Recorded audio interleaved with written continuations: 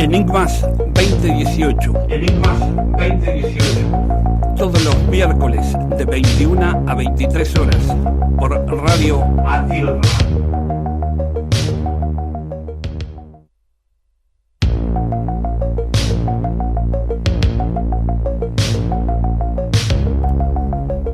Buenas noches, ¿cómo les va? Aquí estamos en otro nuevo programa de Enigmas 2018. ¿Qué tal, Ricardo? ¿Qué tal? Buenas noches a todos. Buenas noches. Hoy no está nuestro compañero Marcos Casoli porque ha tenido un pequeño accidente. De acá le mandamos saludos y que se recupere. Está con un golpe grande que tuvo en la moto, pero por suerte está mejor, se está recuperando y eso es lo bueno. Así que te mandamos desde acá, Marcos, si nos estás escuchando, mucha energía para que te recuperes, mucha buena energía. Así que igual después ya hemos hablado hoy varias veces, ya nos vamos a comunicar, o vas a mandar algo, pero bueno, esperamos que te vayas mejorando. Hay que darle tiempo, como te dije, hay que darle tiempo a todo. Un abrazo grande, Marcos. Bueno, hay que sobreponerse. Es incondicional hacer esto, pero bueno, uno se plantea muchas cosas cuando a una persona muy allegada le sucede esto. Es como un antes y un después. Bueno. Lo peor que él no tenía culpa ninguna, ¿no? Él iba por su carril y iba despacio. Ahora, ¿qué pasa? Si vamos a profundizar en esto, ¿qué fue? ¿El destino? ¿Existe el destino? ¿Qué fue? ¿La ley del karma? ¿Causa y efecto? ¿La ley del karma del otro que le pegó a él? No sé. En estos casos se caen todas las filosofías y dicen ¿por qué a mí también? ¿No? Sí. Pero bueno, estaba en el lugar no indicado a la hora no indicada. Así es como dicen. Pero bueno, se va a recuperar. Lo bueno es que se va a recuperar. Ya está un poquito mejor. Así que te mandamos buena energía. Bueno, vamos a ver ahora. Vamos a hacer la quinta parte del caso Victoria. ¿Te acordás que sí. Veníamos, que estaba interesante esto con nuestro grabadorcito? Vamos a dar unos minutos para que escuchen. Tanta gracia le causaba a Marcos, ¿no? Sí, el grabador. Después vamos a hablar con Javier Estallero sobre masones. La masonería. Y vamos a debatir. Hoy tengo ganas de debatir. Bueno, no sé si estaré a tu altura, pero voy a tratar de... Vamos a tratar de hacer algo. Un 4 de copa. Yo tampoco sé si tenemos la altura para eso, porque también vamos a hablar si existe Dios. Otro debate interesante vamos a tener. Nunca lo vi, yo no. ¿No lo viste? No. Bueno, y la otra, el físico que dice que no puede existir vida extraterrestre. Sí. Ese es otro debate que si tenemos tiempo lo vamos a hacer también. Un tal Hoff. Sí. Que tiene una opinión en cierta parte parecida a Stephen Hawking, sí. Pero bueno. Bueno, en cuanto a... Es teoría. Pero en cuanto a Dios, porque en cuanto a la vida extraterrestre, Stephen Hawking decía que sí, que existía, que podían existir varias civilizaciones extraterrestres. En cambio, este hombre dice que no, físico, que fue ganador de premio Nobel. Sí, tiene, me parece, unas reservas entre medio. Ya deberíamos estar conociendo. Claro, bueno, no lo conocemos hoy, pero por mañana. Después de hablar con Javier Estallero sobre masones, también tengo una nota de una ciudad masónica que se ha hecho en este siglo. Son muchos entonces. Con petrodólares. Y después tenemos más, si tenemos tiempo, pero no sé si vamos a llegar a hablar un poco de la teoría de la distorsión. Después tenemos la película que creo que también tiene que ver con masones, ¿verdad? Estuve viendo algo de una película relacionada justo con la masonería. Sí. Bueno, entonces vamos a escuchar lo de Victoria y continuamos. Para hacer una afirmación desde arriba. Tiene su poder. Están acá en el canal local. ¿Se escucha? Podemos apreciar que son 3 círculos claramente definidos. Por aquí tendríamos uno, por aquí vendría el otro, y acá vendría a hacerse el otro. Serían 3 círculos. Y después en uno de estos sectores podríamos calificar como que algo hubiese buscado cómo apoyarse de la manera que estaban los pastos. Había depresiones. Había como una cavidad. Porque lo que fue llamativo también, que antes de hacer la filmación, porque se trataba de una cosa que para nosotros reviste una gran seriedad, quisimos hacer la tentativa de saber cómo quedaba el pasto si prendíamos fuego. Nos fuimos a un sector apartado de ese espacio. Todavía lo están apagando. Claro, y tuvimos que entre 4 que estábamos ahí, tener que comenzar a pisotear y zapatear alrededor del pastizal porque se prendía fuego el campo. Esa es la prueba evidente de que allí fuego no fue. Además, proyectamos las imágenes registradas con comentarios de gente que está en el seguimiento de este tema, no técnicamente, pero sí de manera curiosa. Y al día siguiente me llama el fotógrafo de hace 10 años atrás, que lo tenemos a media cuadra de acá, y me dice: lo que anoche mostraste por televisión es exactamente idéntico a lo que nosotros fotografiamos hace 10 años atrás. Las patas esas supuestamente de cabras que filmaste estaban en aquella oportunidad, y ese orificio o perforación a su costado también estaba.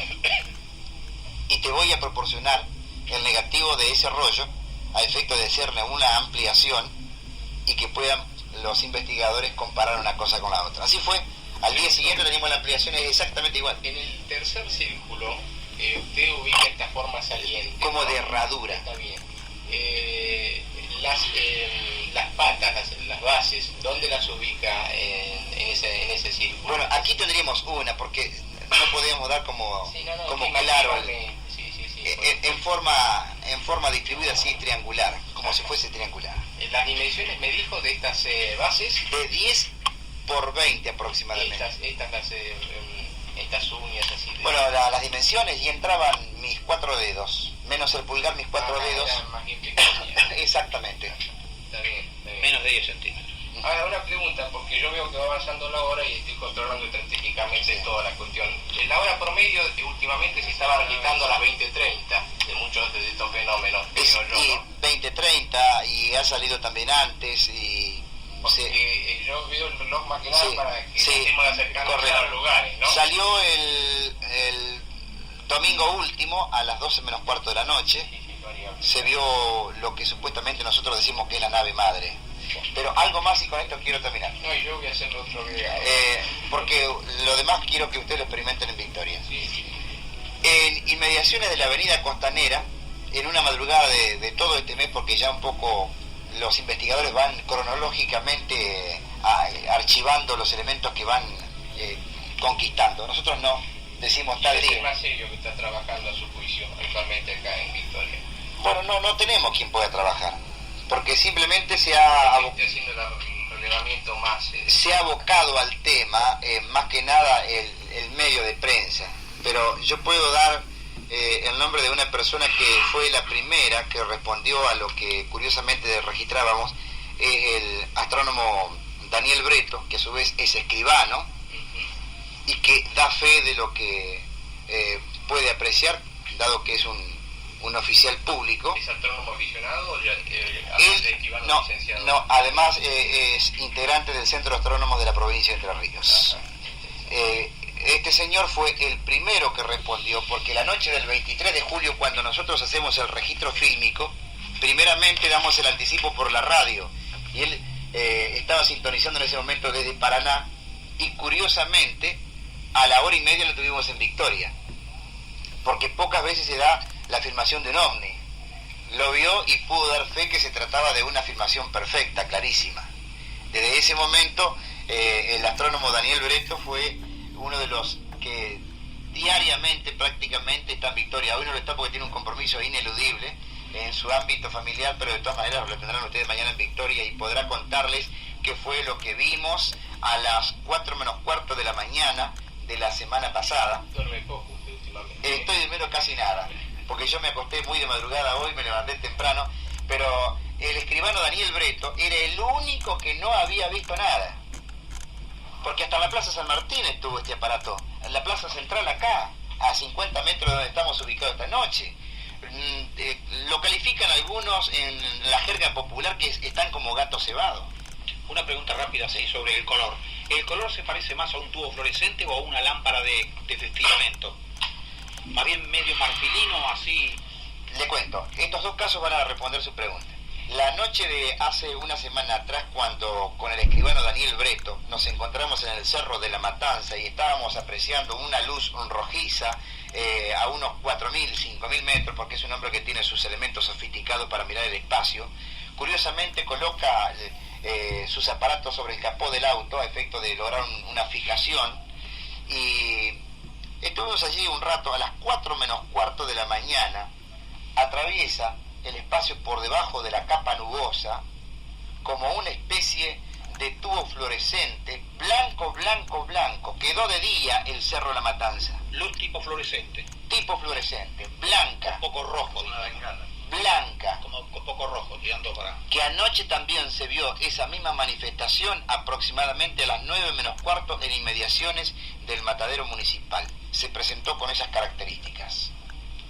Pero en la punta de la avenida Costanera, hacia el sector noroeste, una madrugada estábamos con nuestro camarógrafo, ubicado en el asiento de atrás con cámara lista, y podemos apreciar que en la lejanía, a unos 1.500 metros aproximadamente, curiosamente vemos como si de repente hubiesen encendido 1.000 tubos fluorescentes en el piso, y proyecta sobre el piso esa blancura, esa incandescencia, y comienza a elevarse una luminosidad que no era una estrella.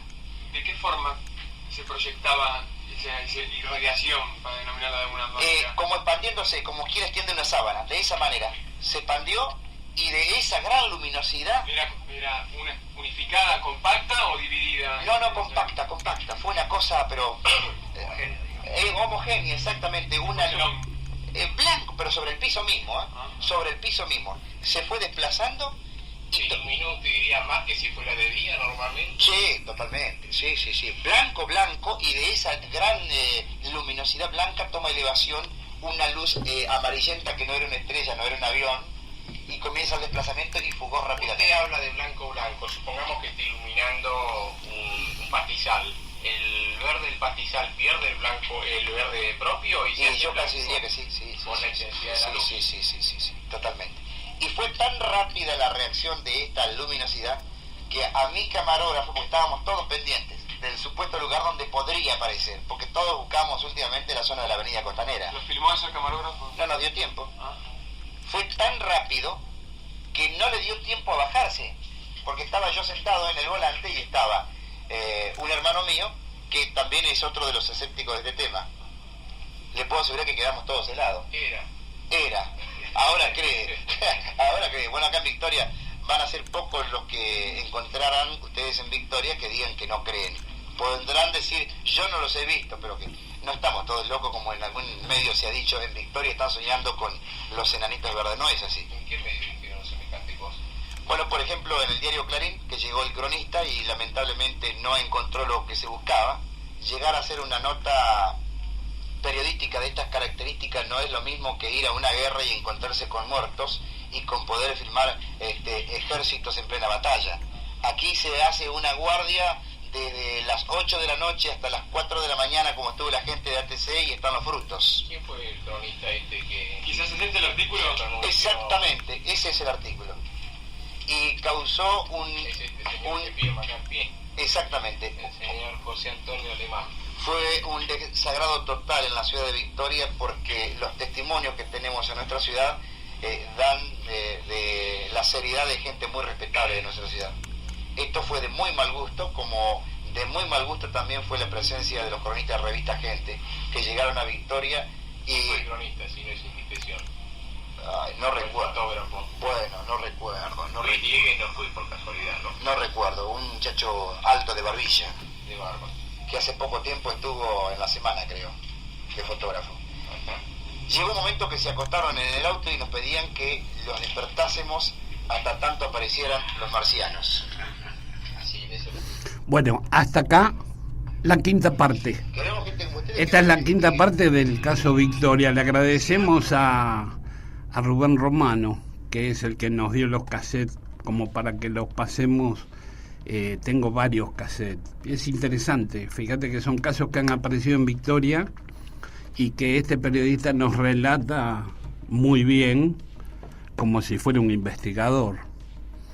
Y casos, como escuchaste, de que vieron 3 marcas en el piso, vieron naves, vieron luces. Esto fue cuando comenzó todo lo de Victoria, ¿no? El flap que hubo de avistajes del fenómeno ovni. Creo que fue en el año 1991, donde comenzó la historia de Victoria. Bueno, vamos a ir a una pequeña pausa y ya venimos conectados con Javier Estañero para hablar de masones. Y masones y ovnis también. ¿Tendrá alguna relación? Qué linda combinación, ¿no? ¿Tendrán una relación los masones y los ovnis? Ahí volvemos. Hechos extraños. Espíritus, apariciones, hablaremos de eso y mucho más.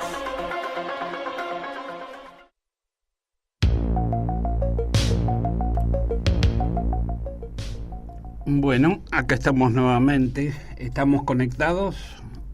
Hola Javier. ¿Qué tal, Carlos? ¿Cómo andás? ¿Cómo andás? ¿Qué decís? Bien, muy bien, con calor.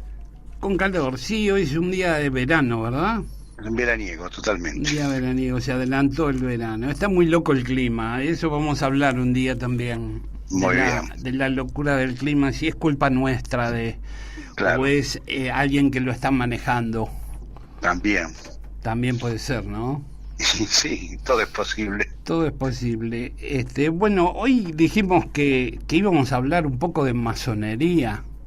Bueno. De los masones. Contame algo de los masones, algo interesante. Bien. Estamos en una época, diría, donde, más allá de lo que estás informando a través de tu programa a lo largo del año y de los años, en cuanto a la investigación y al estudio de los no solo de los fenómenos paranormales, el fenómeno ovni, los misterios en general, sino en cuanto a que estamos en una época de apertura, yo diría de conciencia por un lado, ¿no? Y en donde, salen a la luz un montón de cuestiones que antes estaban un poco más tapadas, si se quiere, o más restringidas. Con el tema de la masonería, digamos, siempre se ha generado ese tipo de cuestiones, ¿no? De la duda, de la sospecha, de cuáles son sus inquietudes, de qué se trata, qué buscan, etcétera. Y esto viene a cuento a que últimamente, yo diría ya hace unos cuantos años, para ponerlo en términos más concretos, la última década, por así decirlo, hubo una apertura en cuanto a la difusión sobre el tema y yo diría una campaña de proselitismo, o sea, de buscar nuevos socios o nuevos miembros para la hermandad o institución, ¿no? Ajá. Entonces, hoy nos manejamos con términos como tendencias o modas, etcétera, Sí. donde digamos no es extraño. Yo por ejemplo, que ando ahí por el Parque Rivadavia, donde está la Feria de Libros, que gente muy joven esté interesada no solo en la literatura esotérica, oculta, ya que tenga que ver con la masonería, los Rosacruces y demás sociedades secretas, sino que ingresan, forman parte o son miembros de logias de distintos tendencias, hay masculinas y femeninas, ¿verdad? Claro. Entonces yo veo que últimamente está pasando eso, que hay una gran cantidad de gente que se está acercando y que ya no le tiene tanto miedo como antes, digamos, porque era algo oscuro, algo extraño. Además, antes no dejaban entrar a las mujeres, ¿verdad? Bueno, digamos, en principio, históricamente, la masonería fue formada por hombres. Claro. En principio porque se originaron dentro de la cristiandad, o sea, eran clérigos, eran monjes, algunos, vamos a ponerlo en estos términos, porque los historiadores a veces no se ponen de acuerdo y buscan a veces documentos que avalen este tipo de historias que a veces se basan en leyendas, pero por ejemplo, bueno, algunos muchos autores que han tratado el tema, tanto de las sociedades secretas como de la masonería, le atribuyen, por ejemplo, un origen a partir de las cruzadas, de la Edad Media, de la toma por los cristianos de Jerusalén, lo que era el Templo de Salomón, y de los famosos monjes de la Orden del Temple o templarios, o los Caballeros Pobres de Cristo, como también se lo llamó, y de la cual estos monjes al principio, que eran, si bien eran monjes guerreros, posteriormente al principio solo tomaban contacto con la parte sacerdotal, tanto del judaísmo como del islam, ¿no? Entonces, de ahí habrían llevado a Europa un conocimiento más amplio sobre cuestiones de carácter espiritual, llamado esotérico, hermetista, por Hermes Trismegistos, ¿no? Sí. O ocultista, ¿no? Decime, entonces, los masones es una continuación de los templarios. Para unos sí, por eso te decía que los historiadores no se ponen de acuerdo, para algunos sí, para otros no, para otros ya, para la época en que se forman la Orden del Temple, los masones ya existían.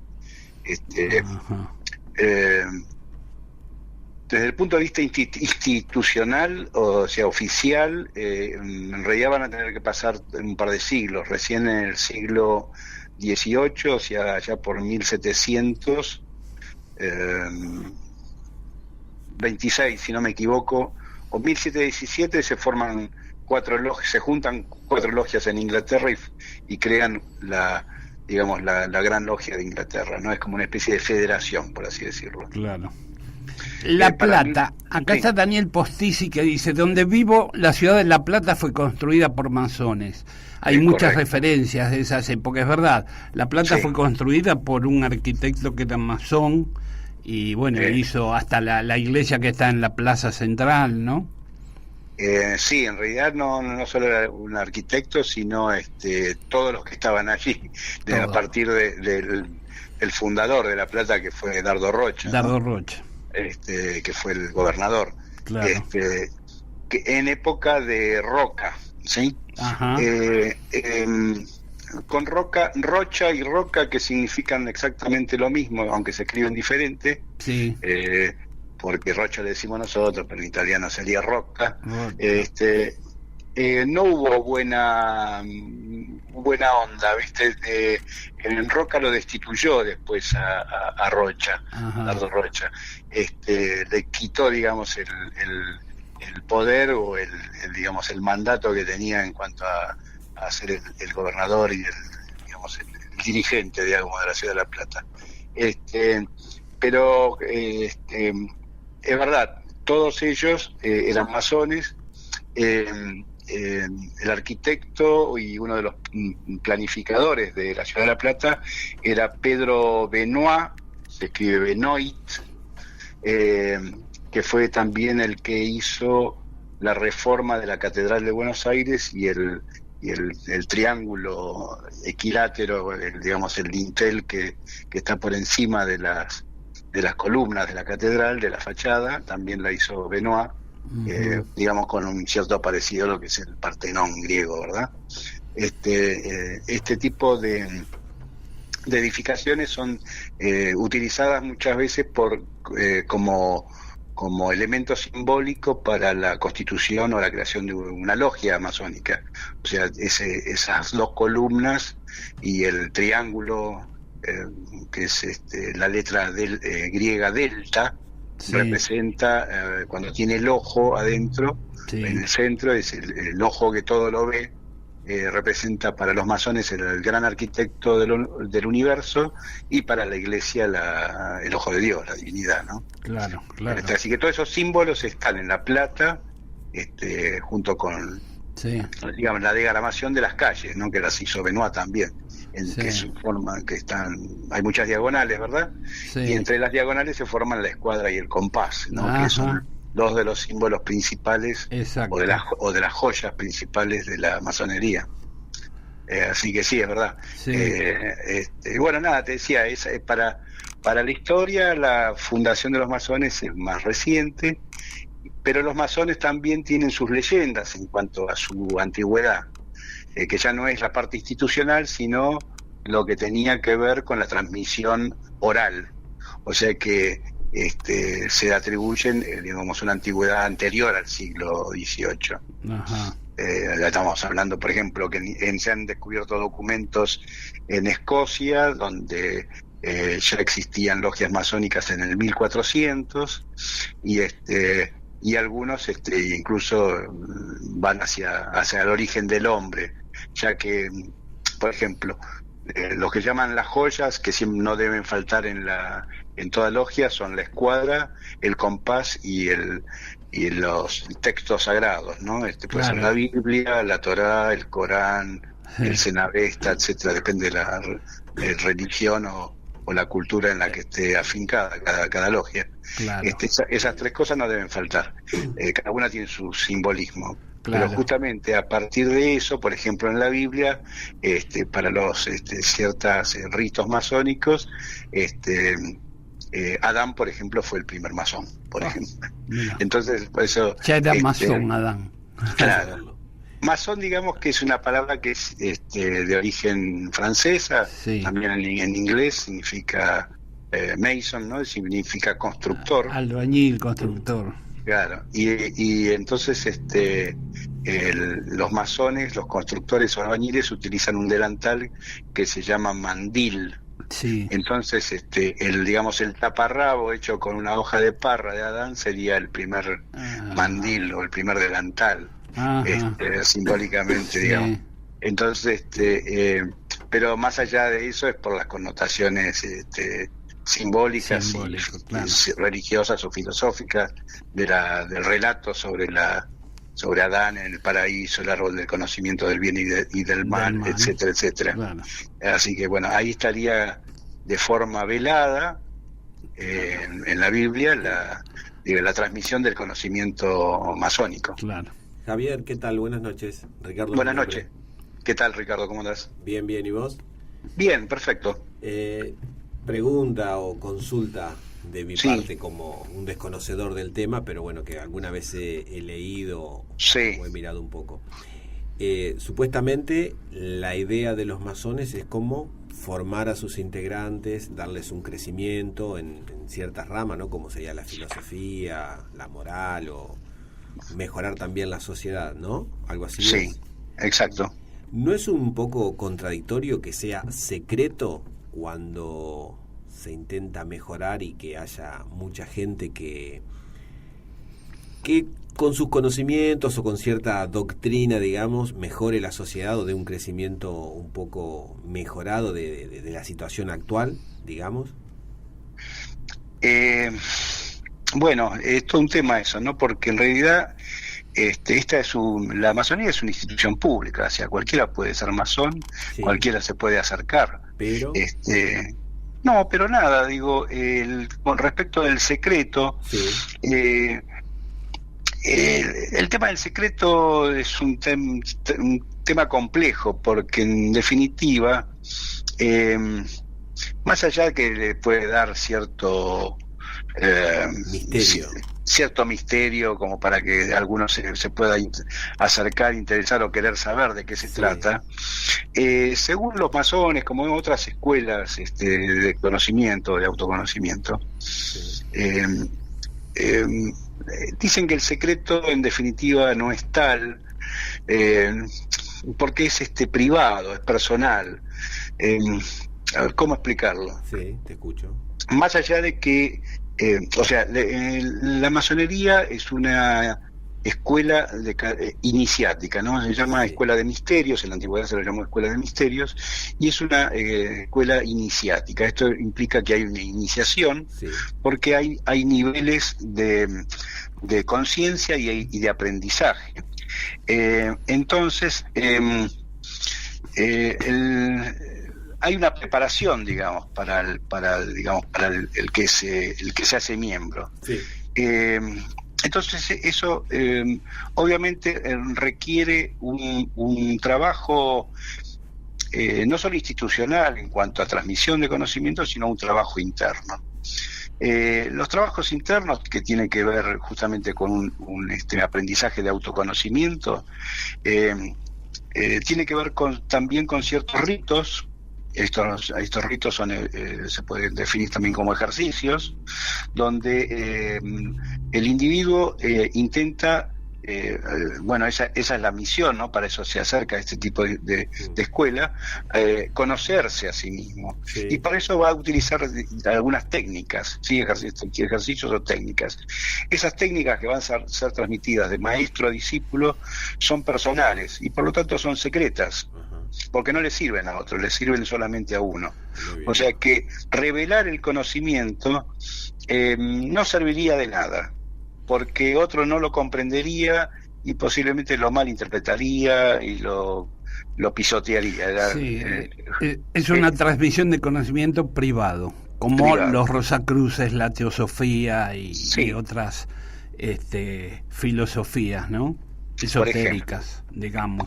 Claro, y la religión también, por ejemplo. Y la religión también. Si nos referimos, por ejemplo, al cristianismo o al catolicismo, los evangelios, por ejemplo, canónicos, los 4 que nos quedan, de los 50 apócrifos que había dando vueltas por allí, hasta el año 350, digamos. Por ejemplo, uno de ellos menciona o dice que Jesús hace el comentario de no echar, algunos dicen margaritas o perlas a los cerdos, ¿no? Sí, es un dicho. Es una parábola, en realidad. Es una parábola. Porque los cerdos aquí no hacen una discriminación sobre los animales, sino que hace referencia de los hombres, que digamos que se mueven como animales, claro, en el chiquero, digamos, en el mundanal cotidiano, y que no entienden nada, y entonces darles una verdad a determinadas personas no las comprendería, porque o se las comerían como las margaritas o las perlas, o las pisotearían, o sea que no le darían el valor que corresponde. Claro. Entonces ya ahí Jesús le está diciendo a sus discípulos, también le está transmitiendo un conocimiento secreto, diciéndole que lo que él les enseña a ellos no se lo den al vulgo, no se lo den al profano, se lo den solamente a aquellos que estén capacitados para entenderlo. Así que ya desde la religión hay un conocimiento elitista. Ya era hermético. Si vos tuvieses que decirme, o si lo sabés, ¿no? Algún requisito fundamental, por ejemplo, ¿quiénes no podrían ser masones o por qué condiciones una persona no podría iniciarse en la masonería? ¿O está abierto a cualquier sexo, edad o condición de una persona? En principio, por lo que yo sé, cualquiera puede ser masón. Carlos preguntó hace un tiempo atrás si era solamente para hombres o también se permitían mujeres, y no le terminé de responder. Y en Francia, por ejemplo, hay 2 ritos, ¿verdad? El más popular, que es el que está acá también en Argentina y en el resto del mundo, es el de lo que llaman escocistas, que es los antiguos y aceptados y libres masones. La palabra libre, por ejemplo, en francés se dice franc, o franco en España, ¿no? Un día franco, no por el dictador. Franc significa libre, o sea que o free, en inglés free masonry o masonry, habla de hombres libres, justamente, que tienen el poder de elegir, de elección. Ya en 1700 había, como decía, en Francia había dos ritos. Estaba la de Memphis Mizraim, Memphis por la ciudad egipcia, Mizraim una palabra hebrea que significa Egipto. Fueron logias mixtas. Y acá en Argentina ya si bien ya también para el 1800 había mujeres masonas, hace 16 años es oficial la masonería femenina argentina. Antes eran consideradas irregulares las logias mixtas o por adopción, como se las llamó a las logias que incluían mujeres, y ahora es oficial, son regulares. ¿Qué logia es la que está acá? La de antiguos libres y aceptados masones. Es digamos lo que llamó el Gran Oriente Argentino, o Gran Oriente Federal Argentino, el GOFA, y también está la de Memphis Mizraim, o sea, están los dos ritos. Originados en Francia, ¿no? Ambos. Alguna vez leí por ahí o escuché el comentario que daban como un punto destacado, que no para todo el mundo por ahí lo conocía el dato, era que San Martín era masón. Algunos lo ponían en duda y otros lo daban como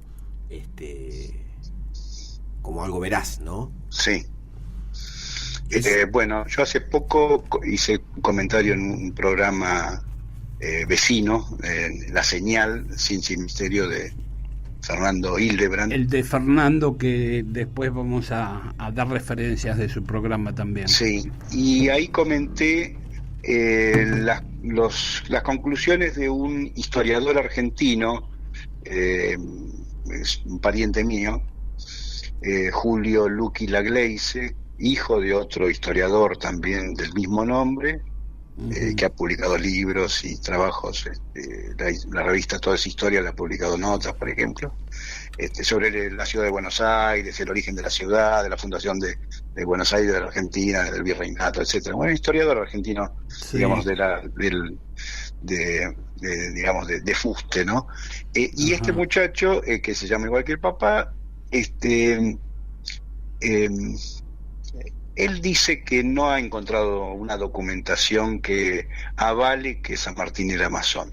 Ahora, los masones, a los cuales conozco a varios, y se han ofendido con mis comentarios, que no son míos, son de Luqui Lagleise, en cuanto a esta cuestión, y ellos sostienen que tienen documentación y conocimiento de que San Martín era masón. ¿Qué pasa? San Martín formó parte, no fue fundador, formó parte de lo que se conoció como la Logia Lautaro, que era, digamos, una sociedad, como la definen los historiadores, porque cuando ya se dice logia se lo asocia directamente a la masonería, ¿verdad? Claro. Pero Luqui Lagleise decía que en realidad la Logia Lautaro, que había sido fundada incluso por masones y tenía integrantes masones, era una sociedad de carácter político y militar, que no era una logia masónica precisamente, pero que utilizaba esa nomenclatura y demás para infiltrarse entre el enemigo o lo que fuere. ¿Qué pasa? Como la Logia Lautaro era una sociedad, ya digo, política religiosa, militar, política militar, que luchaba por la independencia, ¿no? de América, de la Argentina, digamos, de independizarse del virreinato del Río de la Plata, y en contra de los españoles. Sí. Y entonces hay quienes sospechan que la afiliación masónica de San Martín, originada en Cádiz, cuando él estuvo en Europa y batalló contra Napoleón y demás, la batalla napoleónica, en realidad lo hacía en función de servirle a la corona británica. O sea que para los nacionalistas argentinos, historiadores, San Martín era un héroe, era un nacionalista, era un prócer, era un patriota, y para otros era un masón que estaba más a favor de Inglaterra que de España, por ejemplo. O sea, están esas, vamos a decir, teorías, qué sé yo. Sí. Yo no me pongo de ni un lado ni de otro, sino que comento lo que me preguntan respecto de si era o no era. Para unos sí, para otros no. Así que bueno, cada uno puede pensar lo que quiera. Pensar lo que quiera, así que no lo digo yo. En cuanto a los masones, creo que escuché que los relacionaste un poco con los Rosacruces, ¿sí? Sí, digamos que tienen el mismo tipo de fundamentos, diría, Sí. desde el punto de vista filosófico. Sí, filosófico. Porque el otro día, cuando nos reunimos, sí, teníamos en nuestras manos un libro de Rosacruces y extraterrestres, de Ángel Franchetto, un italiano. Exacto. Sí. ¿Y qué relación puede haber entre los Rosacruces, los masones, con los extraterrestres? Porque ahí hablaba de Siragusa, de Eugenio Siragusa, ¿verdad? Sí, sí, señor. En ese libro estamos hablando de ese gran un contactado italiano. Un contactado italiano. Qué grande Siragusa.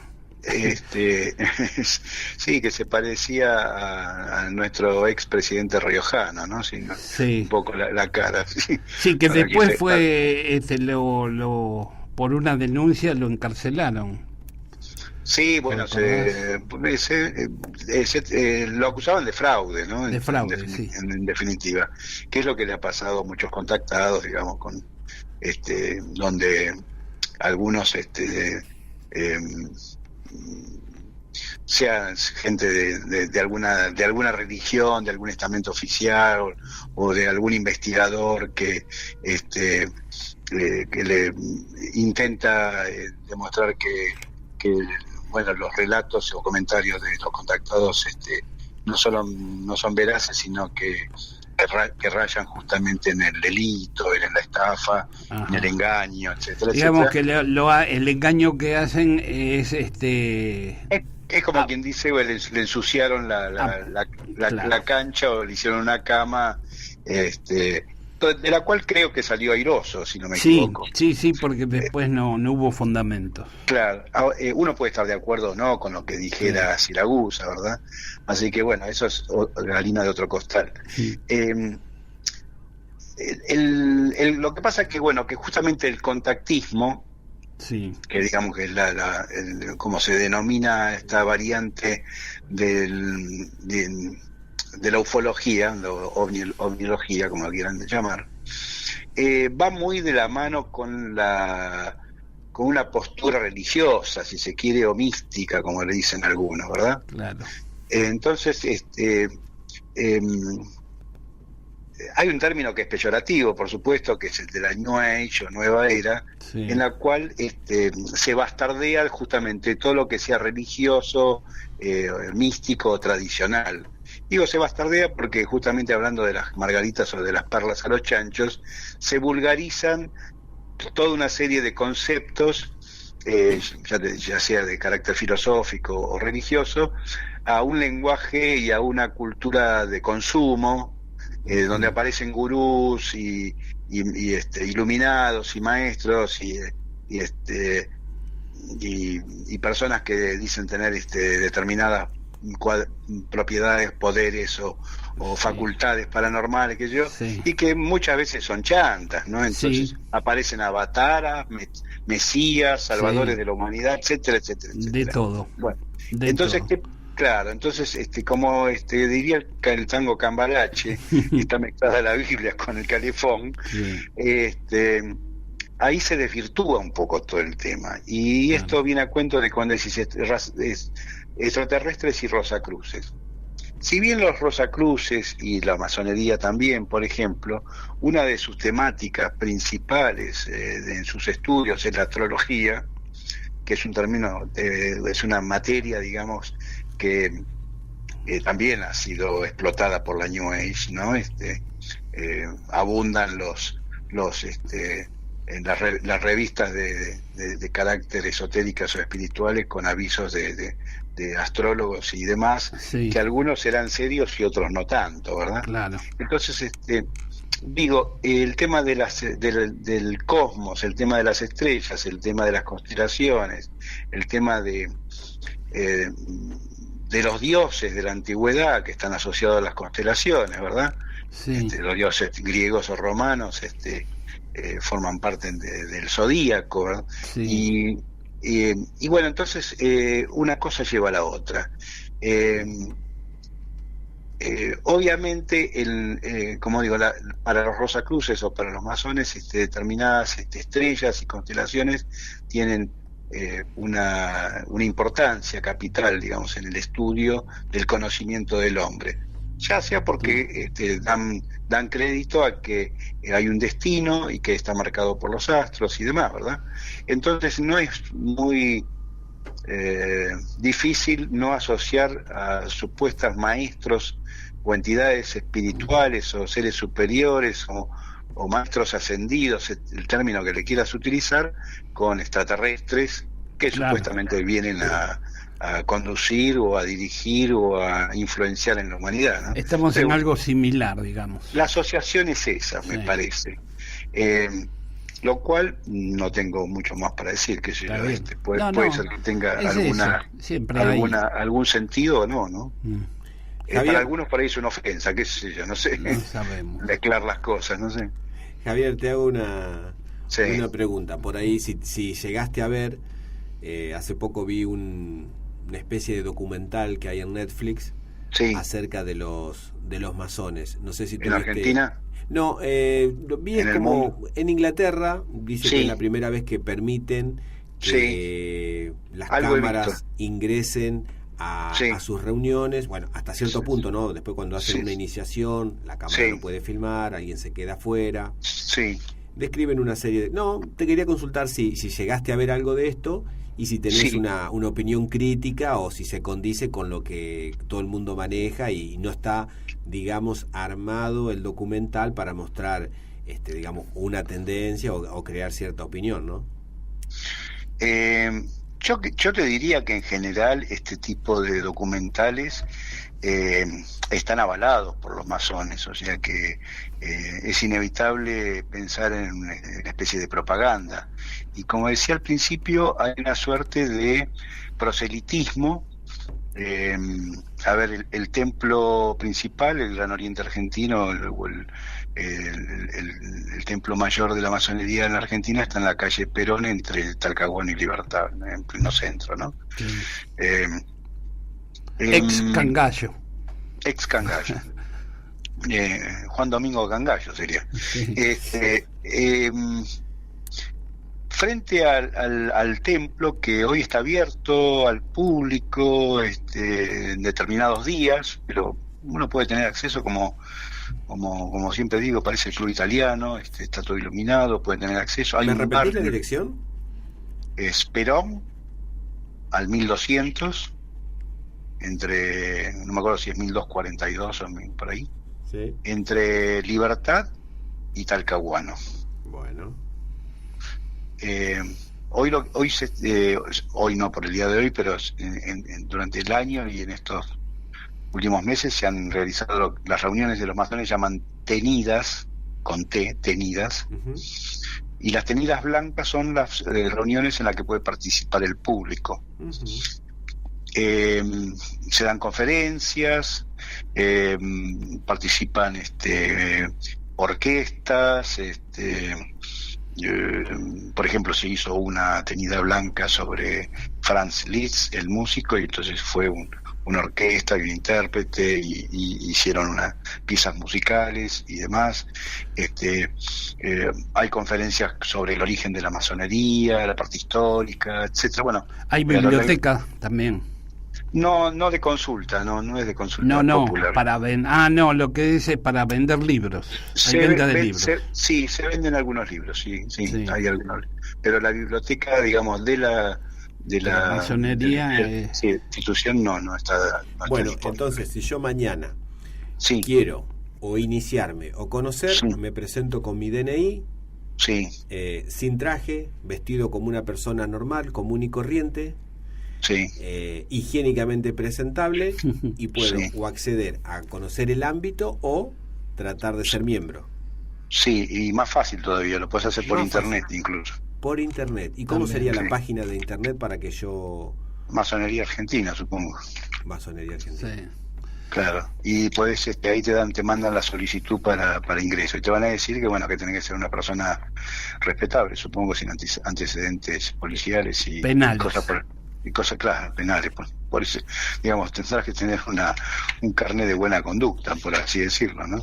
Me imagino que esos son los requisitos, que seas un hombre de bien, digamos, Sí. Claro. como dicen ellos. Pero por eso, en principio puede ser cualquiera. Muy bien. Para terminar, Obviamente mayor de edad. sí, Mayor. para terminar, ahora después vamos a hablar de Astana, que es la capital de Kazajistán, que es una ciudad masónica. Ajá. Astana es la primera capital construida en el siglo XXI y representada hacia donde se encamina el mundo, es decir, es todo hecho por masones y Sí. tiene sus pirámides, ahora vamos a hablar de eso, incluso muy bien. los edificios ya se terminaron todos y Mirá la vos. religión que celebran Sí. es la más antigua conocida por el hombre, el culto al sol. Mira vos. Es muy Claro. interesante. Y para terminar, Aldo Barroso, porque acá nos están... Espero que me manden más comentarios, así debatimos. Sí. Aldo Barroso manda un comentario. En general, la persona común tiene pensamiento libre y no se atiene a ninguna regla. Y comete bien. errores. En estas Bien. organizaciones o religiones van guiando la mente de modo que se mantengan siempre dentro de esas reglas, ideas y conocimientos, porque así no cometerán errores que lo puedan afectar. Bien. Además, esas logias lo que permite es la colaboración entre ellos, mientras que de otra manera la gente común ejerce la solidaridad si quiere. Claro. Está bien, digamos que es una especie de adoctrinamiento, digamos. Ellos no están de acuerdo con esa palabra. Ajá. No hablan ni de doctrina, ni de... No, como que nadie obliga a nadie, o sea... Pero tienen así sus como- reglas. Así como entras, te puedes ir, Sí. no hay amenaza de muerte, No. no pasa nada. No, si te vas, no. No, o sea, y las reglas supongo que, como ya te digo, apuntan a que seas una persona de bien, o sea, Sí. si vas a ir a armar lío, No. bueno, hacete socio de otro club, qué sé yo, un poco, una cosa pasa por ahí, o sea que no es, no es que vos, ellos se llaman libres pensadores, ¿verdad? Claro. Los masones, bueno, pero eso no implica que uno vaya y arme un despelote ahí adentro, Claro. porque no le gusta tal cosa. Hay una anécdota que yo lo comenté más de una vez, y que era una especie de humorada mía, ¿no? Pedro Romagnuk, el parapsicólogo y ufólogo argentino conocido por todos, era un tipo que tenía una postura religiosa. Vos recordarás los libros, todos Sí. empezaban con un poema dedicado a una hija que había fallecido, y hablaba siempre de Dios, ¿verdad? Y de la divinidad y de los hombres equivocados. Y Varias tapas de sus libros con- tenían con- a Jesucristo. a Jesucristo, ¿verdad? Bueno. Pero era digamos en criollo, era un viejo cascarrabias que se quejaba, por ejemplo, del oro del Vaticano, ¿no? O sea, Sí. porque como era un tipo, digamos, moralista, y entonces hablaba justamente de compartir y de difundir el conocimiento, de que somos todos iguales y bla bla bla, que estaba muy bien, por supuesto. Sí. Y hablaba de los hermanos mayores, se hablaba de la fraternidad universal, etcétera. Él, bueno, se quejaba del oro que tenía el Vaticano, y yo lo traté mucho, lo conocí bastante, a modo de poco de joda le decía, pero Pedro, el que se queja de la doctrina, por así decirlo, ¿no? O de la forma del accionar de la Iglesia, es un protestante. Digo, vos sos protestante.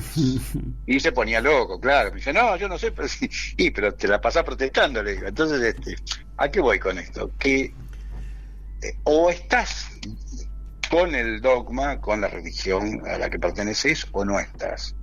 Si alguien va a entrar a la masonería o a cualquier otro lado y va a poner peros, o va a decir, a mí no me parece que esto es así, Claro, o es así, claro. me Ahí parece está. que el que está equivocado es aquel que pretende cambiar algo, Que pretende cambiar es una reglas institución, claro, que o sea, vienen sí, de mucho. se supone que esa institución tiene algo para ofrecerte. Claro. Por ejemplo, Y hay también que uno va en busca de algo que le parece que puede encontrar ahí, no presentarse en un lugar así con tantos años de antigüedad para el mero hecho de generar discordia, ¿no? O sea, estamos en el lugar equivocado si vamos a buscar eso. Eso, exactamente. Mira, hay un comentario, a ver, viste que la masonería, como dije antes, se utiliza muchos símbolos, ¿no? Y justamente con la palabra significa constructor. Sí. Los masones se dicen a sí mismos constructores de templos a la virtud, ¿verdad? Por ejemplo, bueno, se habla de las iglesias o se habla de las catedrales góticas o de otros templos donde hay todo un simbolismo, como dijimos, el triángulo equilátero, el ojo de la divinidad, las columnas, etcétera. Cuando la masonería se divide en tres aspectos o niveles en cuanto a conocimiento, con sus derivados, pero los principales son tres, justamente en esta simbología de la construcción, ¿no? Y es el grado de aprendiz, el primero, sí, cuando vos me decís, bueno, me quiero iniciar. Sí. Después el segundo es el del compañero. Sí. Esto viene porque en Francia se llaman compagnons, y era también una sociedad, ¿verdad? Sí. De ahí puede haber incluso tomado Perón el término de compañeros, ¿no? Para el justicialismo. ¿Sería masón Perón? Fue posteriormente, no en su momento, aparentemente. En el momento de su inicio político, no. Habría sido ya en la época de López Rega, cuando estaba en Europa, en España, y qué sé yo. Con Licio Gelli, la PDUE y todo eso, ¿no? Digamos, una asociación media inadecuada para el momento. Así resultó. Sí. Pero digo, son todos términos que provienen de la masonería, compañero, por ejemplo. ¿Y el tercero? ¿No? Y el tercero es el maestro. Maestro. Y entonces, por ejemplo, dentro de cada grado se representaba en la logia con un cuadro o una alfombra con dibujos que representaban los símbolos de cada nivel. Dentro del primero, por ejemplo, el primer cuadro aparece una escena bíblica que es la escala o escalera de Jacob, donde suben y bajan ángeles. Jacob está durmiendo y sueña que suben y descienden ángeles, ¿verdad? Del cielo a la tierra. La escalera de Jacob aparece en el cuadro del primer grado, te decía, y muestra, acá hay un texto que tengo a mano que dice, muestra el camino en dirección este-oeste, o sea, la escalera está en ese sentido, que sería de arriba hacia abajo o de abajo hacia arriba. Este símbolo que representa los niveles jerárquicos de la conciencia, o sea, todo, como dije, toda una cuestión simbólica, sí, tiene varias formas. Pero por el momento será suficiente reseñar, dice el texto, que la escalera tiene 3 peldaños principales: la fe, la esperanza y la caridad. Un término que recién utilizó Carlos, si no me equivoco. Sí, Aldo hablaba de solidaridad. La solidaridad, bueno, aquí caridad. La fe, la esperanza y la caridad. Términos que también utiliza la Iglesia, ¿verdad? Claro. Estas tres representan los estados de ánimo de los individuos en cada uno de los 3 grados. La fe para el aprendiz, que ignora la naturaleza de la cosa a la que aspira y debe confiar en aquellos que le enseñan. Bien. La esperanza para el miembro, que puede vislumbrar buena parte de la naturaleza del impulso que le lleva a anhelarlo. O sea, el compañero es alguien que ya está dentro y que más o menos tiene un vislumbre hacia dónde va. Y la caridad para el maestro masón, que ha conseguido su meta y es capaz de educar a los más jóvenes. Esa sería en principio la función y el significado de cada uno de los niveles. Por supuesto es mucho más complejo, más amplio, y hay toda una serie de enseñanzas y de conocimientos y de prácticas dentro de lo que es la masonería, que, como ya dijimos, es una escuela de autoconocimiento. Muy clarito, Javier. Así que te tenemos que despedir y muchas gracias. Bueno, al contrario. El año que viene, cuando tengamos 3 horas, por ahí te tenemos 1 hora más al aire. Bueno, porque como tenés muchos conocimientos, está bueno seguir. Tenemos muchas más preguntas para hacerte, pero se nos pasó ya la primera hora de programa. Bueno, escucharemos el resto entonces. Javier, muchas gracias, nos vemos. gracias a vos, a Un Ricardo abrazo. y al Un resto gusto. de la gente de la emisora. Gracias. Muchas gracias. Un abrazo grande. Hasta luego. Bueno, vamos a dar Sí, para todos teléfono. para todos los oyentes, recordamos que hablamos con Javier Estañaro. Y a todos los que les haya interesado el tema, si nos quieren llamar o mandar algún WhatsApp, tenemos el teléfono de la radio 2879-0713. 2879-0713. Sino también nos pueden escuchar en vivo con la vieja usanza de sintonizarnos por FM 96.1 Radio Atilra. Para aquellos que por ahí nos escuchan por internet, tenemos que decirle que estamos en General Rodríguez, Argentina, porque tenemos oyentes, según me han comentado, de algunos lugares un a poco veces remotos. entran. Bueno, acá ya tenemos a muchos que han entrado y que queremos saludar. Bueno, a nuestro compañero Marcos, a Beto Buenlayáñez, a Damián Pérez, a Daniel Postisi, a Aldo Barroso, a Aldito Oliveira, a Andrea Argüello. Ahí hay unos cuantos que les gusta y se comunican y se conectan con nosotros. Claro. Yo había hablado de Astana, la ciudad capital de Kazajistán. Kazajistán es un país que hace poco que se separó de Rusia. Un poquito lejos está, ¿no? Sí, Astana es la primera capital construida en este siglo, el siglo XXI. Y esto perfectamente representa hacia dónde se encamina el mundo. Hacia dónde se encamina el mundo. Quisiera Es la saberlo. visión de un hombre, Nazarbayev, el presidente de Kazajistán, Nazarbayev. Con el respaldo de miles de millones de petrodólares, la ciudad está siendo construida desde cero en un área remota y desierta de las estepas asiáticas. Si pueden entrar después a la página donde dicen lugares siniestros, Astana, Kazajistán, van a ver lo que son esas construcciones espectaculares, nunca visto. El resultado es sorprendente, una capital oculta futurista, abrazado al nuevo orden mundial, mientras celebra la religión más antigua conocida por el hombre, el culto al sol. La ciudad sigue siendo un sitio de construcción enorme, los edificios ya han sido terminados y resumen la visión oculta de este señor Nazarbayev, conocido por el arquitecto más prolífico de Gran Bretaña, Lord Norman Foster. Esta pirámide gigante, es una pirámide que construyó, es una presencia extraña en medio de las estepas del Asia.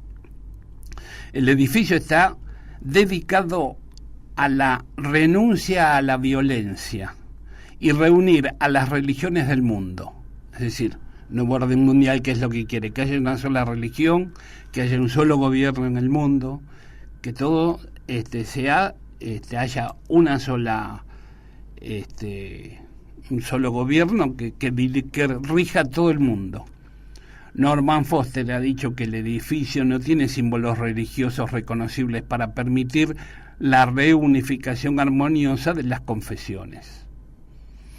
En realidad, la pirámide es un templo para la única religión verdadera ocultista, el culto al sol. Un viaje al interior de este edificio es algo realmente simbólico, representa la trayectoria de cada humano a la iluminación. La forma piramidal. Los iniciados aceptaron la forma de pirámide como el símbolo ideal de la doctrina secreta y de las instituciones establecidas para su difusión. Es decir, esto ya tiene un sentido esotérico, ya tiene que ver con esas filosofías.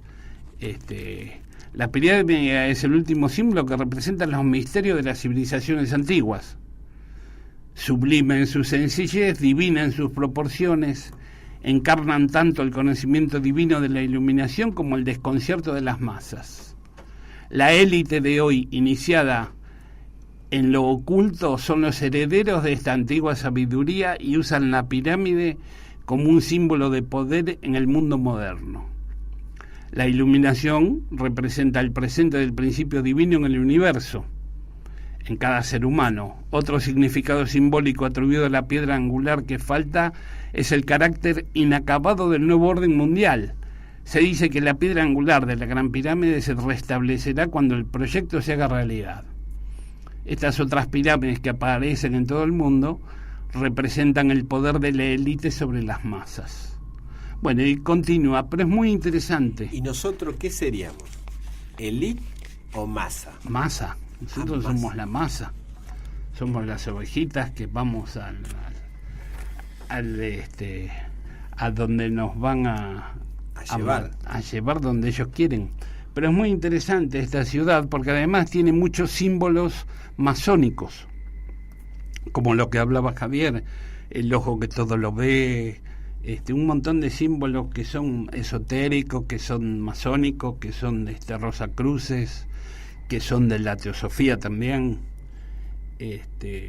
Vaya a saber qué es lo que quiere. Esta es la primera ciudad construida de este siglo, el siglo XXI. Es decir, que se encamina al nuevo orden mundial. Bueno, vamos a una pausa y volvemos con el debate si Dios existe, porque Stephen Hawking antes de morir dijo que Dios no existía. Y sí, yo creo que es indemostrable. No sé, para ahora un vemos. científico. Ahora vemos.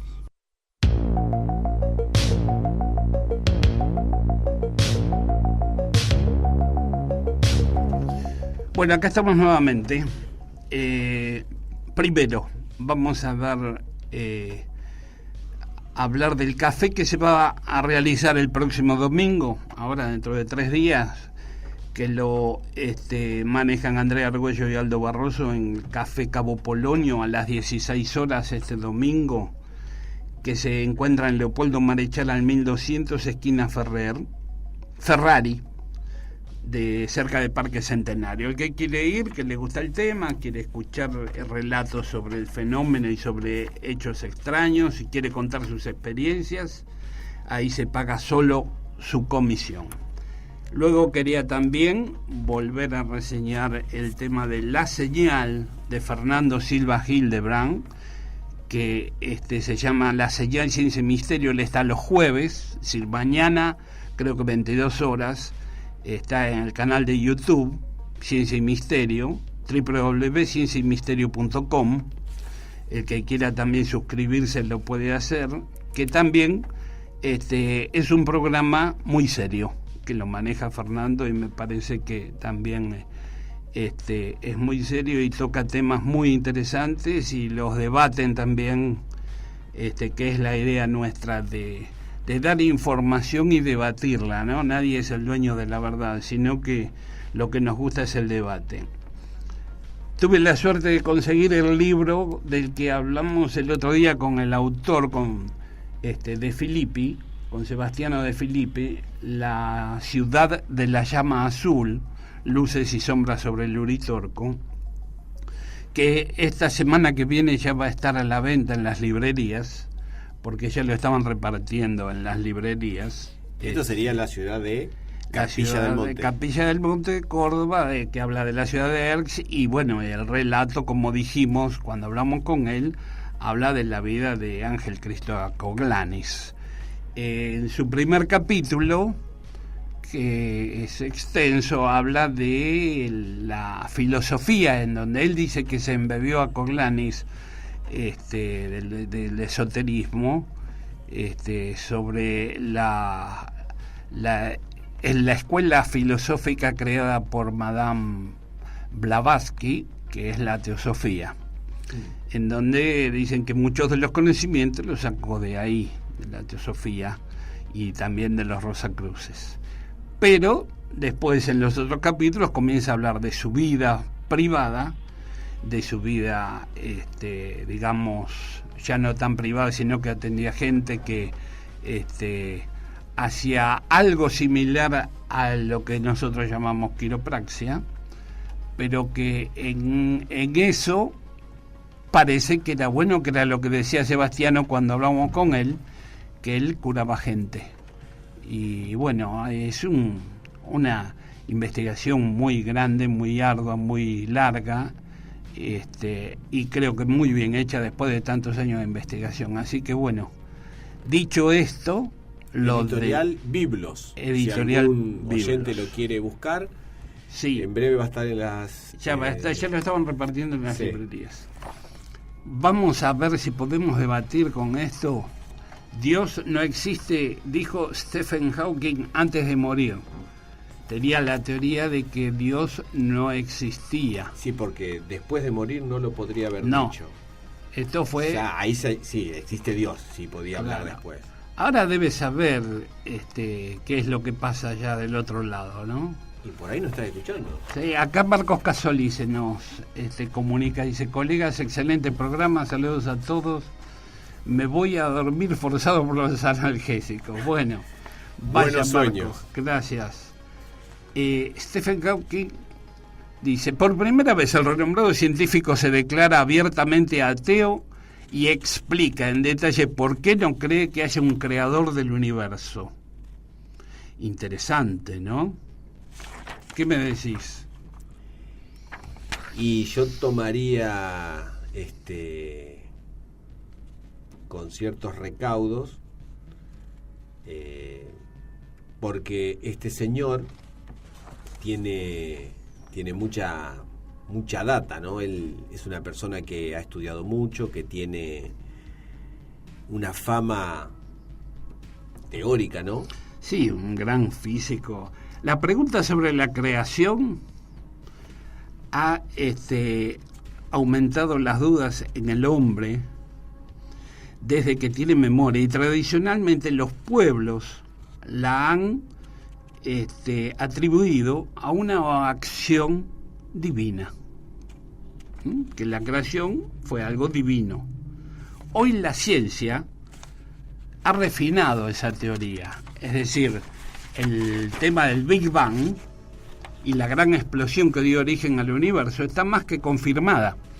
Gracias a los últimos avances es posible entender exactamente qué fue lo que pasó microsegundos después, es decir, cómo se formaron las galaxias y los planetas. Pero aún no hay una respuesta definitiva sobre qué sucedió antes, qué provocó ese estallido y cuál es su razón de ser. Es decir, ¿qué había antes? ¿La nada? Durante siglos, científicos y filósofos han intentado desentrañar esos complejos interrogantes. El cosmólogo británico Stephen Hawking es una de las mentes que más tiempo y energía le han dedicado al tema. Sus planteamientos e historia de vida lo han convertido en una estrella, y a donde quiera que vaya la gente le preguntaba, quería tomarse una foto con él, y cada frase que pronunciaba era un titular seguro. Una vez fue invitado de honor a un festival de astrofísica en la isla de Tenerife, y sus palabras volvieron a causar polémica al reafirmar sin contemplaciones que Dios no existe. En el pasado, antes de que entendiéramos la ciencia, era lógico pensar que Dios creó el universo, pero ahora la ciencia ofrece una explicación más convincente, dijo el periódico español El Mundo. En su obra más famosa, Breve Historia del Tiempo, de Stephen Hawking, publicada en 1988, sugirió que el hombre solo conocería la mente de Dios cuando lograra entender la teoría de todas las cosas, que busca unificar de manera coherente las fuerzas que gobiernan el universo. Hasta entonces, el astrofísico más célebre del mundo se consideraba agnóstico, pues aunque no podía demostrar científicamente la existencia de un ser superior, tampoco cerraba la puerta a esa posibilidad. El concepto de lo divino superaba su conocimiento. Pero en el año 2010, sin embargo, mandó esa idea al tacho, en el libro El Gran Diseño, donde declaró que el universo surgió de la nada, de forma espontánea, como consecuencia inevitable de las leyes de la física. En pocas palabras, Dios no es necesario para explicar el origen de todo. Ahora ha confirmado su postura radical. Lo que quise decir cuando aseguré que conoceríamos la mente de Dios era que comprenderíamos todo lo que Dios sería capaz de entender, si acaso existiera. Pero no hay ningún Dios. Soy ateo. La religión cree en los milagros. pero estos no son compatibles con la ciencia, concluye. Esa sentencia no deja de ser paradójica, pues para muchos él mismo es la prueba de que los milagros existen. A los 21 años le diagnosticaron esclerosis lateral amiotrófica, una enfermedad neurodegenerativa que provoca una parálisis muscular progresiva, la misma que causó el furor de Bucket Challenger. No sé qué quiere decir eso. Los médicos le dieron entre 2 y 3 años de vida, pero Hawking desafió todos los pronósticos y creo que falleció con 72 años. 76, el 76. 14 de marzo de este 76. Y solo podía mover los ojos y las mejillas. Por lo tanto, y siendo un poquito escéptico, gran parte de las cosas que se dice que Hawking dijo, no lo dijo. Sino que mediante una espectacular máquina que la tenía conectada, creo que al mentón o a la mejilla, que la movía con los ojos y con Hawking dicen que dijo, como algún señor dice. Por lo tanto, me reservo un signo de pregunta bastante lo grande. Que vos querés decir que hacía rato que él estaba muerto o fallecido y lo manejaban. Mira, algo Carlos, así. Yo no quiero decir nada, porque pero esa teoría también la escuché. En este mundo, es decir, que fuimos engañados por alguien que lo manejaba a él. No sé, bueno. Creo que si conseguiremos entender el origen y la estructura del universo, de hecho, ahora mismo estaríamos cerca de lograr este objetivo. Se refiere Hawking al reciente hallazgo de ondas gravitacionales generadas durante la creación del cosmos, que ratifica la idea de la inflación. Según esta, después del Big Bang, el universo se expandió a una velocidad mayor que a la de la luz, y en ese proceso se pudieron haber creado otros universos, como si se tratara de una olla de agua hirviendo, donde aparecen y se chocan cientos de burbujas. Esa postura, más conocida como la teoría de los multiversos, la multiplicidad de los universos, da luces sobre qué pasó antes de la gran explosión. El británico es optimista, pues para él no hay ningún aspecto de la realidad fuera del alcance de la mente humana. Ahí termina la nota, es muy interesante. Hay un pedacito más en una nota donde él habla de este tema de Dios, que bueno, me imagino que da para el debate con mucha gente entendida en el tema. Creo que cada uno tendrá su idea de Dios, ¿no? A mí me preocupa más una parte cuando él habla del hombre autodiseñado. Eso sí que me parece que es, no sé si el camino, pero parte de la senda que estamos recorriendo. Sí. La ciencia toqueteando un poco el ADN, poniendo una gotita más acá, una gotita más allá, y según Hawking vamos a tener una competencia feroz si las máquinas llegan a tener voluntad propia. Era una gran preocupación de él, eso sí, por más que no lo haya dicho él, lo he escuchado en otros lugares, y me parece que casi al alcance nuestro todos los días tenemos esa cuestión de que la ciencia está con nosotros y que cada vez la necesitamos más hasta para tomar el colectivo. Sí, no, desde ya. Lo que pasa que, bueno, creo que esto se resuelve pensando cada persona qué es lo que piensa de Dios o qué es lo que piensa que creó el universo.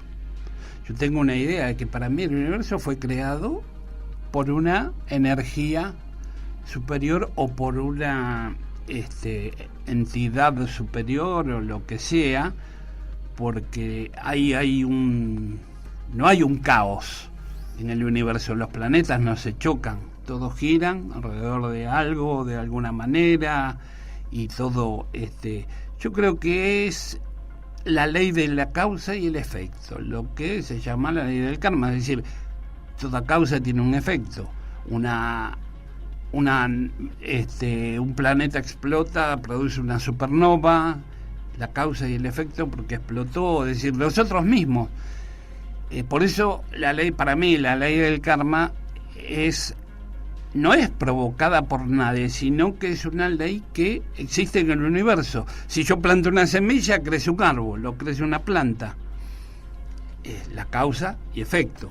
Nadie tiene que hacer nada. La física, la naturaleza, lo que sea, es lo que lo produce.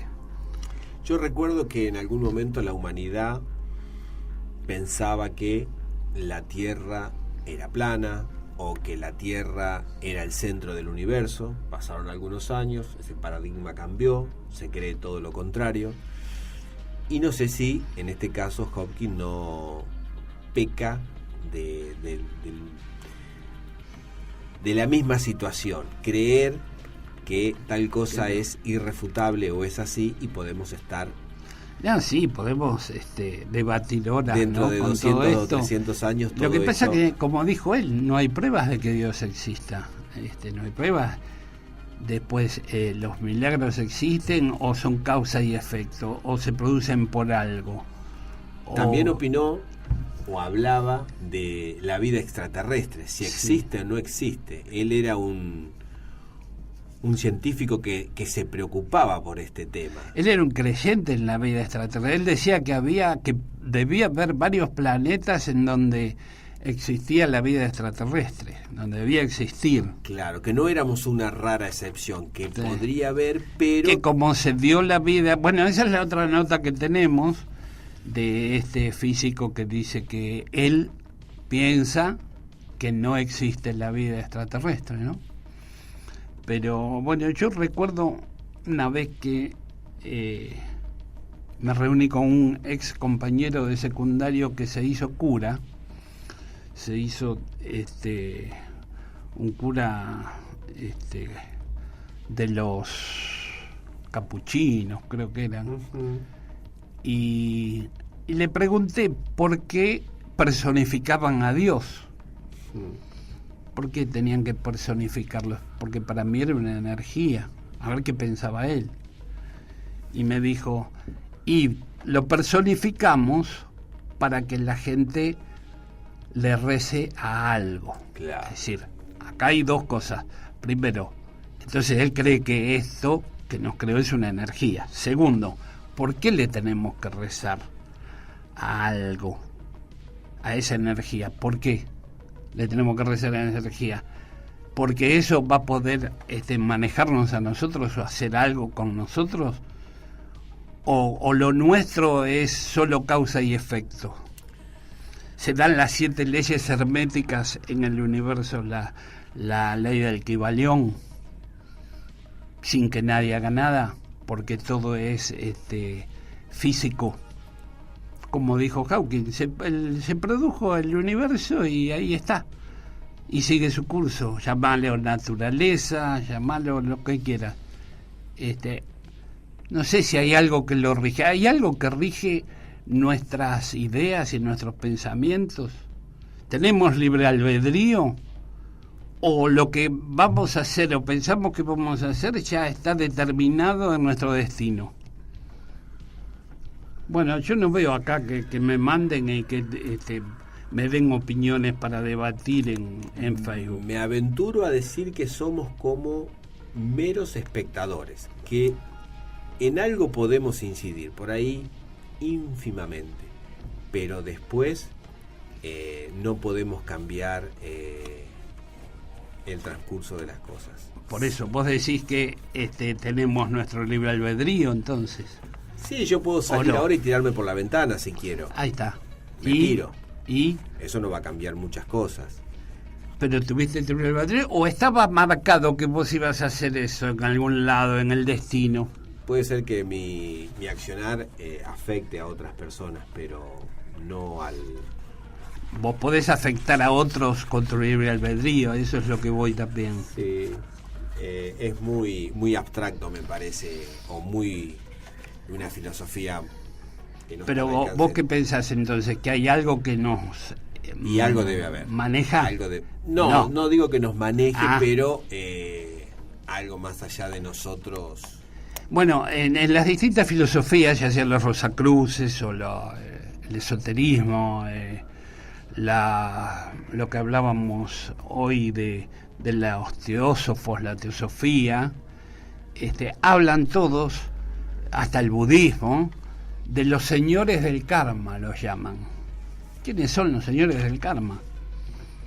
Porque cada filosofía le da un nombre. Los señores del karma son los que dicen que ejecutan el karma.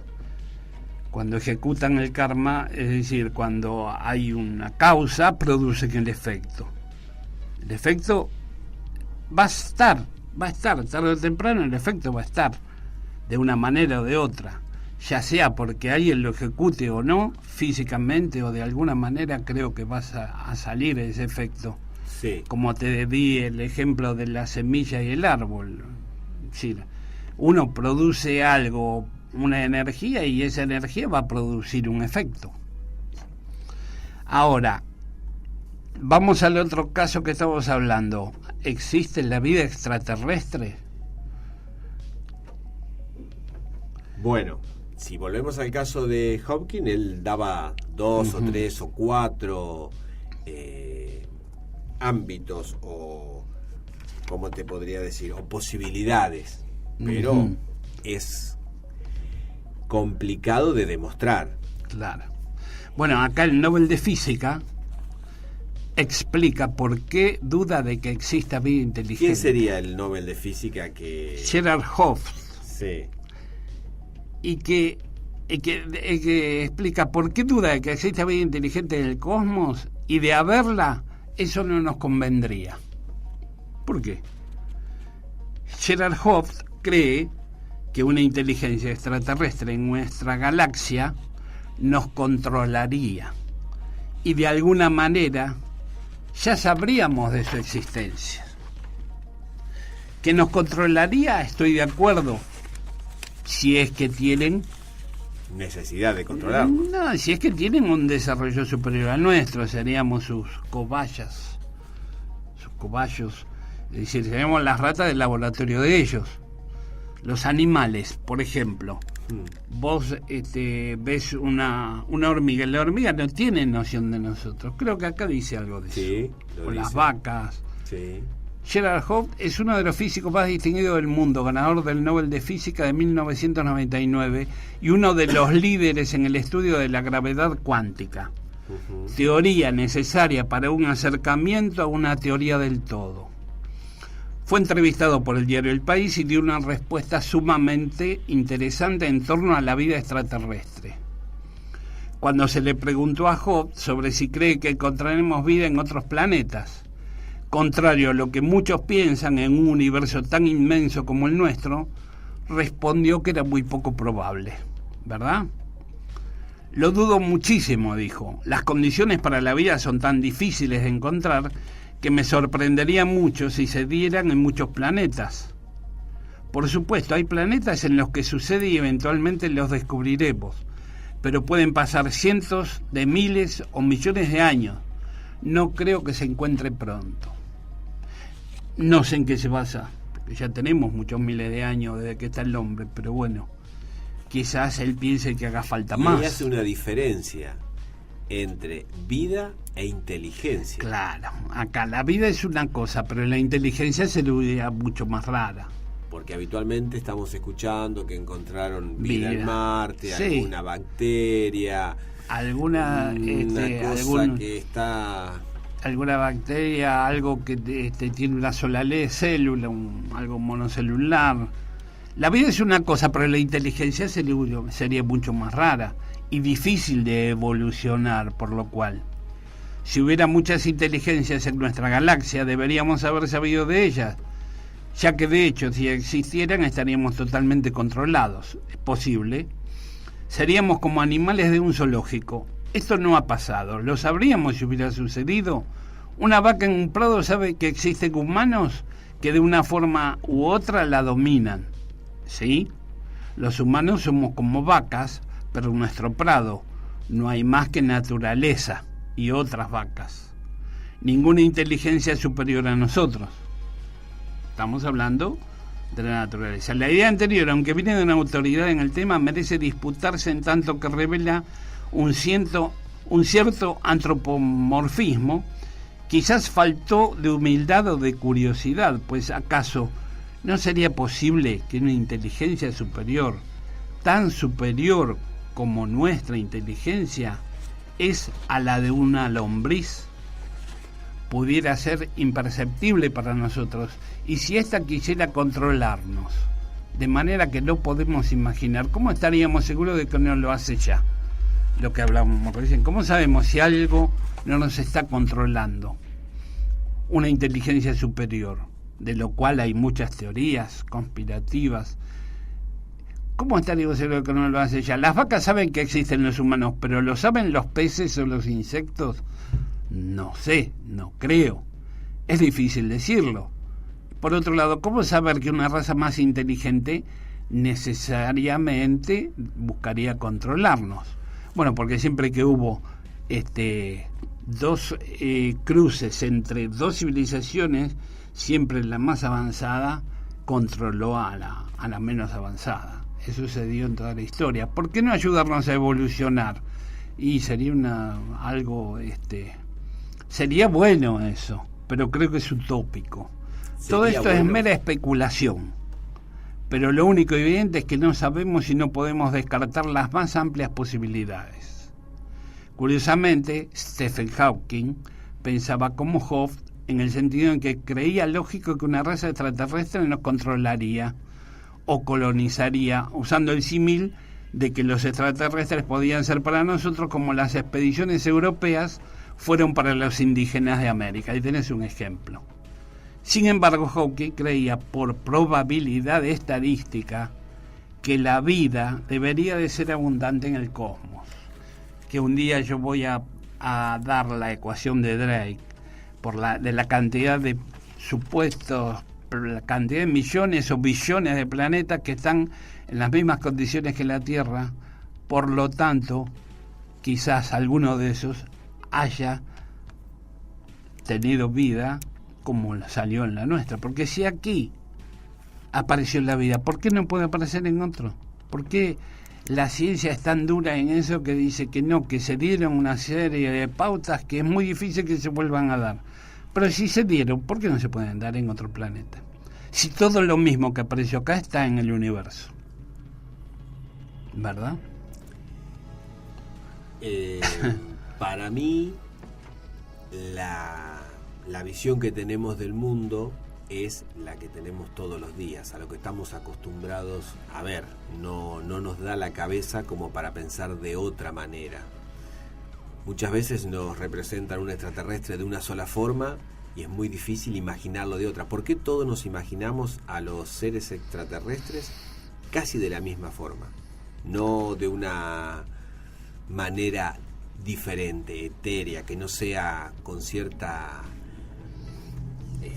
similitud a la nuestra, extremidades, cabeza, tronco. Ya si es de otra manera parece que no puede ser verdad. Lo que pasa es que según los relatos hay muchos tipos de supuestos extraterrestres.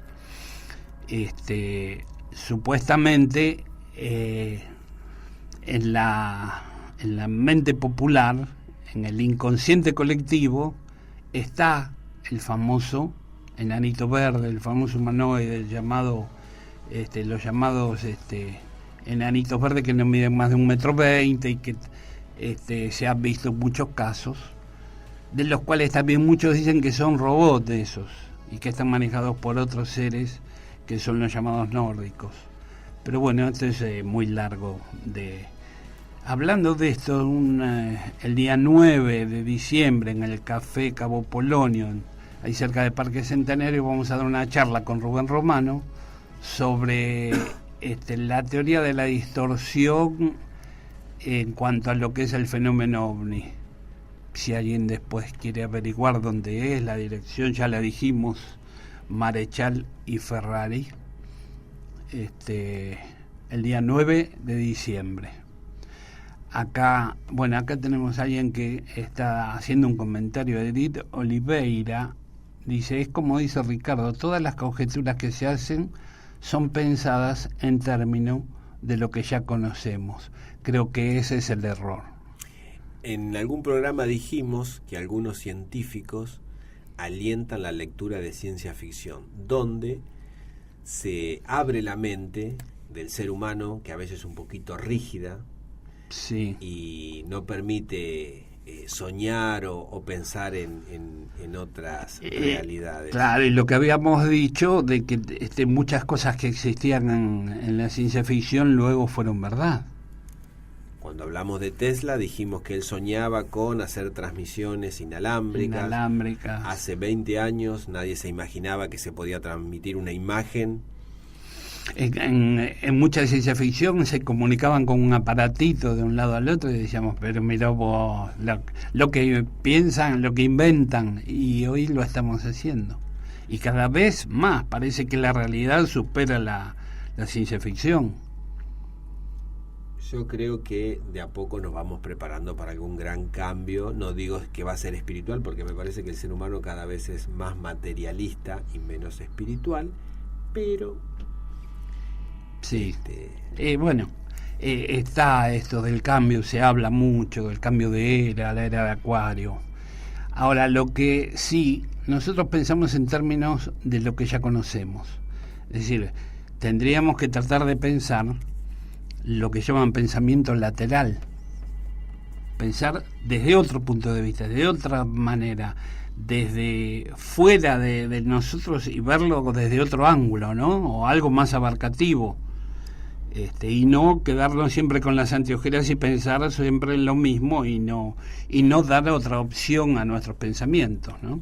Pensar por uno mismo a veces es muy diferente cuando uno lo que hace es prender la tele o leer siempre lo mismo, y la cabeza a veces da para eso, no da para tener un pensamiento propio que te lleve a conclusiones diferentes a la que te están dando servidas en un plato. Claro, porque además nosotros estamos bombardeados de un montón de cosas que te dan los medios, de todos lados, y si nos dejamos llevar por eso o por las creencias de los demás, estamos fritos si no pensamos por nosotros mismos, ¿no? Si no tenemos un pensamiento propio nuestro, que aunque esté fuera de lo que piensan muchos, es nuestro y lo pensamos nosotros.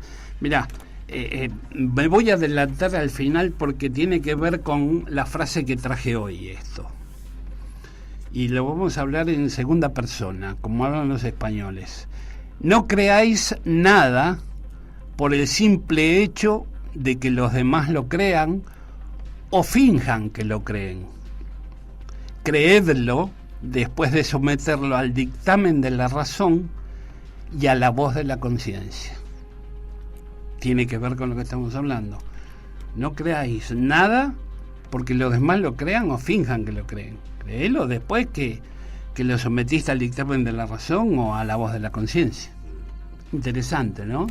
Bueno, y ya que leíste tu frase, vas a leer la tuya. Yo busqué una que me gustó, la encontré o ella me encontró, pero bueno, me gustó. Heráclito es el autor, o dicen que fue el autor de una frase que dice: los grandes resultados requieren grandes ambiciones. Ajá. No esperemos obtener consecuencias muy preponderantes, sería, si no ambicionamos grandes cosas. O sea, si estamos en las pequeñas, en el día a día, en no plantearnos o en no cuestionarnos ciertas cosas, vamos a seguir. Me gusta. Como habitualmente. Me gusta. Y esto también está interesante. No creas porque los demás lo creen o fingen que lo creen. Meditalo, sometelo a la conciencia y a la razón, y después verás. Y a la conciencia, que pocas veces se habla. Me gustaría que un día hablemos de eso. De la conciencia. Bueno, ¿dónde está la conciencia? ¿Qué es la conciencia? ¿Cómo nadie se pregunta qué es esa vocecita que tenemos? Ajá. Y que nos habla cuando estamos callados? Agrega, como dijo Einstein, la imaginación es más importante que el conocimiento. Hablando de lo de la ciencia ficción. La imaginación después te lleva quizás a descubrir lo que había en la ciencia ficción, El conocimiento quizás esté después de la imaginación. La sorpresa a veces cuando uno dice, nunca me imaginé esto. Claro, no estaba dentro de nuestras ideas que tal cosa pueda suceder. Hace 100 años íbamos a imaginar que algo tan pesado iba a poder volar. Algo de tantos miles y miles de kilos. Y si uno va a Aeroparque y mira cómo un avión despega, yo creo que las veces que yo lo he visto no lo puedo creer. Vamos a una pausa y venimos los últimos 10 minutos. Enseguida volvemos. En estos minutos que nos quedan vamos a hablar de algunas teorías aplicadas al fenómeno OVNI en general y a las anomalías variables en particular.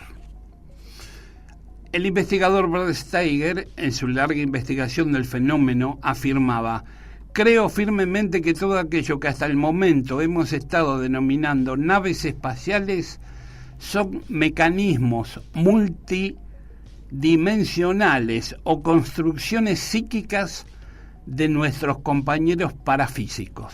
¿Te gustó la definición? Interesante. El propio doctor Joseph Allen Hynek, considerado hasta su muerte en 1986 la máxima autoridad mundial sobre ovnis y padre de la ufología científica, dudaba seriamente de la realidad extraterrestre. En 1976 ya afirmaba: debo decir que la teoría extraterrestre es ingenua. Debemos tener en cuenta los diversos factores que indican con mucha claridad un vínculo o al menos un paralelismo con episodios de naturaleza paranormal. El doctor Hynek se sumó a los que pensaban en otras dimensiones o universos paralelos que convivirían con el nuestro como posible origen de los ovnis. Si tenemos estos universos interconectados, las probabilidades de pasar de uno a otro son muy pequeñas, pero también puede haber un truco para hacerlo: el truco de la mente sobre la materia. Las experiencias extracorpóreas podrían ser un ejemplo. En España, más precisamente en Valencia, un grupo de investigación, el proyecto Delfos. Yo quería hablar del proyecto Delfos, que es, se juntaron una cantidad de investigadores en España, muchos de ellos escépticos, los cuales conocí algunos. Extractó en función de sus propios estudios sobre el fenómeno algunas controvertidas conclusiones. El fenómeno OVNI es total o parcialmente extraño al pretendido asociar y justificar, al pretender que se justifique. Muchas de las manifestaciones del fenómeno entran en los dominios de lo parafísico, nivel que por su naturaleza puede escapar al análisis científico convencional. Por eso nosotros al OVNI no lo podemos cazar, no lo podemos captar. Entonces es algo parafísico, es algo que físico y psíquico aparece y desaparece, como muchos cuentan.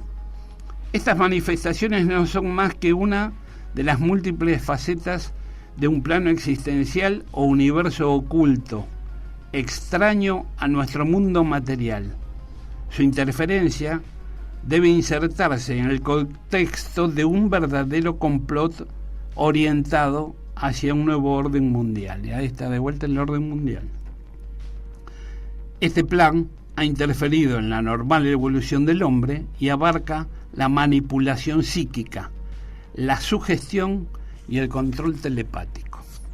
Bueno, esta es una parte de esta nota que es muy interesante.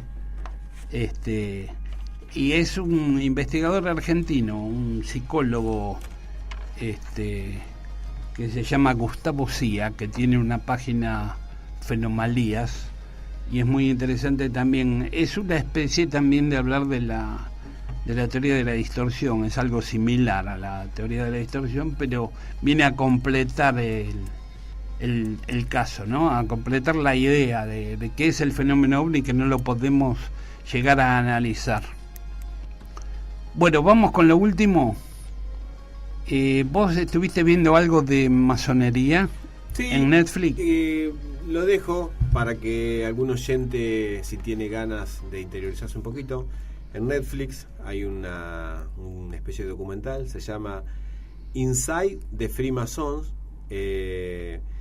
Habla de los masones, hay como una apertura en muchos ámbitos para que la gente se integre, y en este caso el documental muestra cómo se ha permitido filmar y se nota que es gente común y corriente, van como a unas reuniones, tratan de mejorarse como personas, y todo lo que hablamos hoy con Javier Estañaro está en la película, y parece un poco de propaganda también para que la gente se acerque.